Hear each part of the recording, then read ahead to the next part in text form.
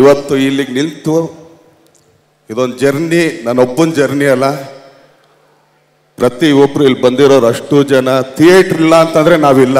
ಏನಕ್ಕೆ ಸಿಂಗಲ್ ಥಿಯೇಟ್ರಲ್ಲಿ ನೋಡ್ರಿ ಇವತ್ತು ಅಧಿಕಾರ ಇದೆ ನಾವು ನಿಂತ್ಕೊಳ್ಳೋಕ್ಕೆ. ಇದೇ ಮಲ್ಟಿಪ್ಲೆಕ್ಸ್ಗೆಲ್ಲ ಹೋಗಿ ನಾವು ಮಾಡೋಕ್ಕಾಗತ್ತಾ? ಅವ್ರಿಗೆ ಯಾರಿಗೂ ಕೇರು ಇಲ್ಲ ನಮ್ಮ ಬಗ್ಗೆ.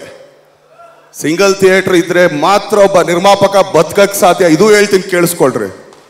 ಯಾಕಂದ್ರೆ ಇಲ್ಲಿ ಬರೋ ಶೇರು ನಮ್ಗೆ ಅವ್ರು ಕೊಡಲ್ಲ. ಆಕ್ಚುಲಿ ಅಣ್ಣ ಪಾಪ ಒಳ್ಳೆ ಇದು ಮಾಡಿದ್ದಾರೆ, ಇಲ್ಲ ಅಂತಲ್ಲ. ಬಟ್ ಅಲ್ಲಿಯದ್ ವೇರಿಯೇಷನ್ ಬೇರೆ, ಇಲ್ಲಿದ್ ವೇರಿಯೇಷನ್ ಬೇರೆ. ಇಲ್ಲಿ ಪ್ರತಿ ಒಂದು ಟಿಕೆಟು ದುಡ್ಡು ಕೂಡ ನಿರ್ಮಾಪಕನ ಹತ್ರನೇ ಹೋಗೋದು. ಅಲ್ಲಿ ಯಾವುದೇ ಶೇರ್ ಇಲ್ಲ, ಇನ್ನೊಂದಿಲ್ಲ. ಅವ್ರು ಬಾಡಿಗೆ ಕಟ್ಟಿದ್ರೆ ಮಿಕ್ಕಿದಷ್ಟು ನಿರ್ಮಾಪಕಂದೇನೆ.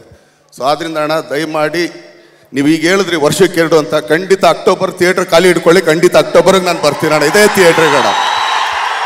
ಯಾಕಂದ್ರೆ ನಿನ್ನೆ ಕೂಡ ಪ್ರಕಾಶನ್ ಹೇಳಿದೆ, ಅಕ್ಟೋಬರ್ಗೆ ಹೇಳ್ಬಿಡು ಚಿನ್ನ, ಅಕ್ಟೋಬರ್ಗೆ ಬಂದೇ ಬರ್ತೀವಿ.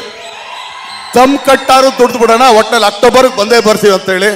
ಖಂಡಿತ ಅಕ್ಟೋಬರ್ವರೆಗೆ ಅಣ್ಣ ದಯವಿಟ್ಟು ಥಿಯೇಟ್ರ್ ಕೊಡಿ ಅಣ್ಣ.